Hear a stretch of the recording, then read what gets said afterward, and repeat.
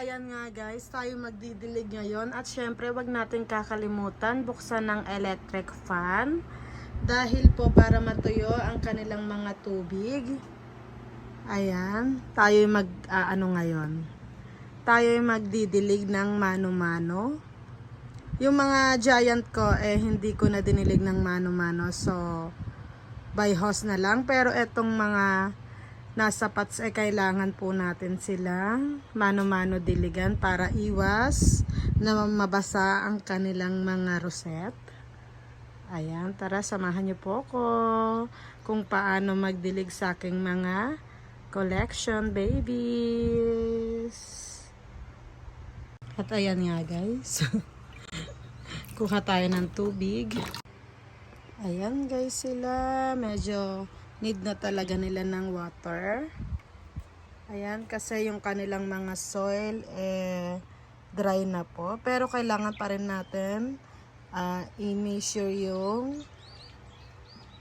soil kung talagang dry na po sila hanggang ilalim bago natin sila diligan.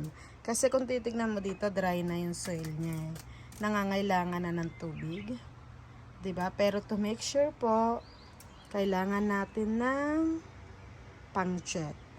So, eto nga guys, nakuha na natin ang pang-check ng soil kung dry siya. So, ang kailangan natin ngayon ay diligan po. Ayan. Aandar po yan kung nasa ibaba na po yung tubig. Ayan. Kahit hanggang gitna lang po. Okay. Maganda po talaga to. Ayan, pag nasa gitna na po, means okay na yung tubig nakarating na po doon sa ilalim ng lupa. Ayan.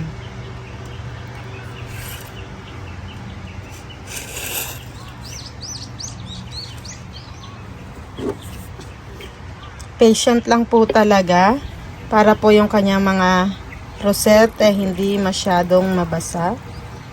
Ayan. At ito po yung mga tips for watering succulents natin. Ayan. Let your succulents dry out. Ayan. Kung talaga pong basa na sila, tsaka lang po natin sila pwedeng diligan. Then, water your succulent less, often in winter months. Sa mga nasa ibang lugar na malalamig po at nag-i-snow, onting less lang po ng pagdidilig. At saka po, pumili tayo ng mga pots na nababagay para sa ating mga succulents. Yung may drainage hole po. At pumili din po tayo ng nararapat na soil. Yung para talaga sa succulents na nagda-drain agad yung tubig. Ayan. At saka po, at pinaka-importante, talagang kailangan na dry na po ang mga soil bago po natin sila diligan. Huwag po tayong gumamit ng mga spray bottle kasi yan po yung nagsisimula sa pag root pag naano po yung rosette ng mga succulents natin. And then, pumili po tayo ng mga pots na naakma para sa ating mga succulents. At saka po, iba-iba po kasi ang lugar natin. I-check din po natin yung temperature ng panahon. Ayan. At yung uulan ba o aaraw o magi-snow. Ayun po. Ayan lang po ang onting mga paalala ko at mai-share sa ating mga succulent lover na katulad ko. Sana po nakatulong ako sa inyo.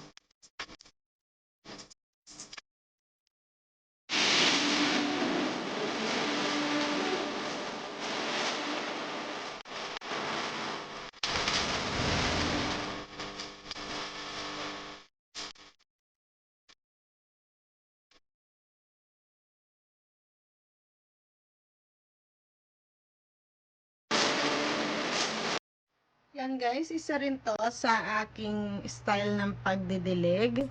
Kumukuha ako ng ganitong buckets. Ayan, para diyan ko sila mailagay lahat. Nilulublob ko sila for 30 minutes. Lalo na yung mga natatakot akong kahit man lang onte masayada ng tubig yung kanilang rosette.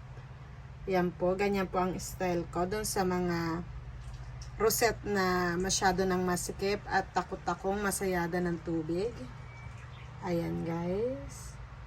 Onting tubig lang yan guys. Tsaka ito rin yung style na yung walang time, walang oras. Yan, dyan ko lang sila, pinapabayaan ko lang sila hanggang sipsipin nila yung tubig hanggang taas.